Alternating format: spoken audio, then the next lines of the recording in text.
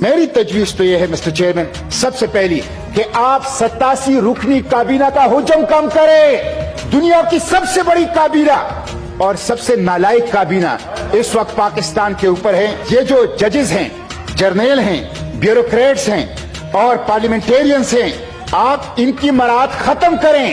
60 Bullet proof گاڑیاں یہ صرف کیبنٹ استعمال کر رہی ہیں، جو ججز اور جرنیل اور سیول بیوروکریسی استعمال کرتی ہے وہ اس کے علاوہ ہیں۔ اشرافیہ کے عشرت یہ ختم کرنا ہوگا۔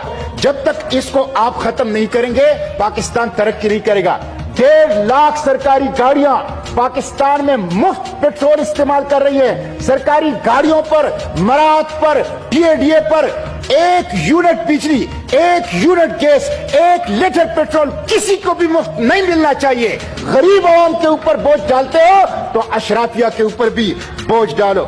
سب سے بڑی کرپشن اس وقت ایف بی آر کے اندر ہو رہا ہے۔ ایف بی آر کرپشن کا گڑھ ہے، عیش و عشرت کا مرکز ہے۔ ایف بی آر کی اور ٹیکس کلچر کی اس کی آپ ریسٹرکچرنگ کریں۔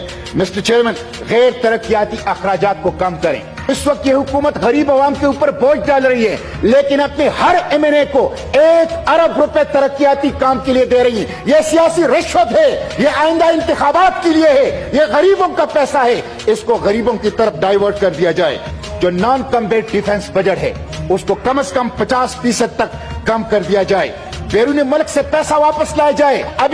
ابھی ترکی کے زلزلے کے لیے امریکہ کے اندر ایک پاکستانی نے $30 ملین دیے۔ وزیر اعظم صاحب نے اس کو اپریشیٹ کیا، اس کے اوپر ٹویٹ کیا۔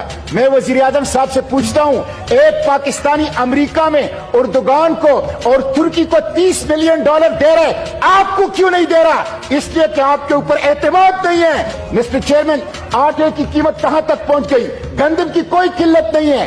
آٹا مافیا، پیٹرول مافیا، سریا مافیا، سیمنٹ مافیا، چینی مافیا سب اس ملک کے اندر مسلط ہے، عوام کو لوٹ رہے ہیں، کوئی پوچھنے والا نہیں ہے۔ حکومت اس کو پروٹیکشن کر رہی ہے تو ذخیرہ اندوزوں کے اوپر وہ ہاتھ ڈالے، اس کے بغیر یہ ملک ترقی نہیں کرے۔